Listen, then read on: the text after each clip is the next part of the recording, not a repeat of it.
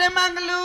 मोला कहे डोकी दाई हारी मैं कहीं नहीं करो डोकी दाई अरे अब तक कहाँ जाओ था सुओ आई मोला पूछत रे हाँ मैं हाँ सरपंच जी ने बैठे बर जात हो रही तो तुम्हारे घर जगह नहीं है वो वैसा बात रे मंगलू घर में खाली पीले हम ते कसी बैठे बर जात हो रही घर में खाली पीली हस बाबा कब मार के डोकी दाई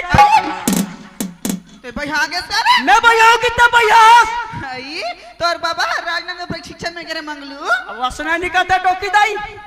दाई कारी बाबा राजनगर प्रशिक्षण में गए हाँ घर में के घर खाली पीली न था सो के चारे थोड़ी अरे भाई जब ते घर में के घर था हाँ तब मोला मिस कॉल निकल लेते हो घर में टावर नहीं रह रे मंगलू खटिया में चढ़ते से तो वो कैसे खटिया में चढ़ो